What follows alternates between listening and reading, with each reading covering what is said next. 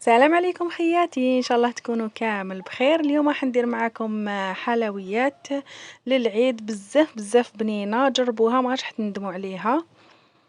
ونروحوا مع بعض للمقادير. نحطوا 500 غرام مارغرين اللي هي زبده نباتيه. نروحوا نخدموها مع 250 غرام سكر رطب. تحبوا تستعملوا الخلاط الكهربائي ولا تحبوا تستخدموه يديكم. نخلطوها كامل حتى تولي على شكل كريمه. من بعد نضيف لها 250 غرام حلوة الترك اللي هي الشامية، 2 ملاعق كاكاو، ماذا بكم ديروا ملعقة كاكاو اسود وملعقة كاكاو بني ويكون نوعية جيدة. الا كان ما عندكمش كاكاو مليح غير ما كان له ديروا الوصفة، باسكو لازم يكون كاكاو نوعية جيدة. 250 غرام مكسرات محمصين ومرحيين مليح كيما العجينة الا قدرتي. واذا استعملتي الكاوكاو اللي هو فول السوداني غير رحيه مليح، لازم ترحيه مليح باسكو اللوز ساهل باش يترحى. كي تكوني تخلطي بيان سور ما تعجنيش العجينه تاعك، حركيها بشويه حتى وين تخلطوا كامل المكونات. فوالا نخلطوا مليح المكونات تاعنا. واحد الريحه هنايا واش نقول لكم كي تكونوا تخدموا فيها ما شاء الله، غير جربوها. زيدوا رشه ملح ورشه فانيلا، ونزيدوا طحين الابيض بشويه، ونحطوا معاهم 2 كيس خميره كيميائيه تاع 10 غرام، ونكملوا نخلطوا المكونات تاعنا. الفرينه تدي حوالي من 600 حتى 700 حتى 800 غرام على حسب النوعيه تاعها. كاين وين تلحق حتى 800 غرام على حسب الفرينه اللي استعملتوها. بعد ما تحصلنا على العجينه طريه نقسموها على قطع متساويه باش تجينا سهله ونخدموها. ونروح نحلوا العجينه تاعنا في كيس بلاستيكي غذائي. هي من الاحسن تستعملوا الكيس البلاستيكي. انا هنا كنت درتها شويه ناقصه فرينه على بها خدمتها بالفرينه. الكيس هو يساعدك باش ما تستعمليش بزاف الفرينه وما تجيكش العجينه ناشفه. فوالا كيما راكم تلاحظوا نطبعوا خيروا طابع يكون صغير باش ما تجيكمش الحبه كبيره، باسكو فيها كيما شفتوا الوصفه فيها الخميره الكيميائيه اللي تخلي الحبه تكبر كي طيب.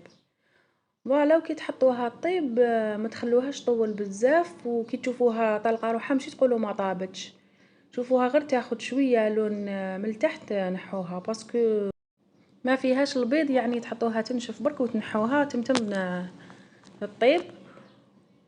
وكما قلت لكم الشكل تاعها والتزيين تاعها اختياري على حسب واش حبيتو نتوما. وهذاك المكسرات يديروا لها ذوق بزاف بزاف بنين. فوالا ونروحوا نكملوا الكميه تاع العجين تاعنا حتى وين نكملوها كامل، ونروحوا بعد ما طيب نلصقوا الحبات تاعنا اللي كنا وجدناهم من قبل.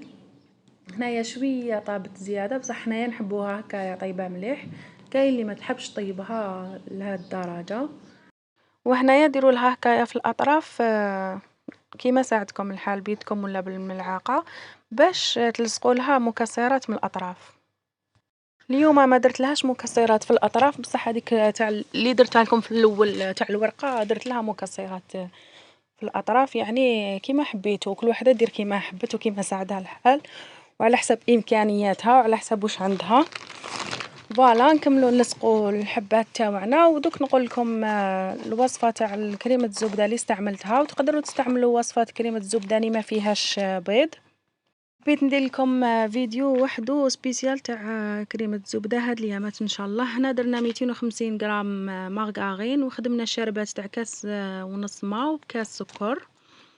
ومن بعديك ضربنا المارغرين والبيض مليح اللي درنا معاهم 2 صفار ماشي كامل، تضربيه مع المارغرين ومن بعد تزيدي شربات بشويه كيما المايونيز. فوالا فيها غير 2 صفار وتخدميها حتى تتحصلي على كريمه. ديري مارغرين لابيل ولا المارغرين اللي تفضلي الذوق تاعها. ونروحوا نكملوا التزيين. هنا التزيين درته بسيط جدا، ما خلطتش فيها بزاف. كل وحده دير على حسب الذوق تاعها على حسب الامكانيات تاعها. كيما هنا فوق الشوكولا تقدري تحطي حبه نوازات ولا حبه لوز ولا حبه جوز، يعني الذوق يرجع التزيين يرجع حسب الذوق والامكانيات.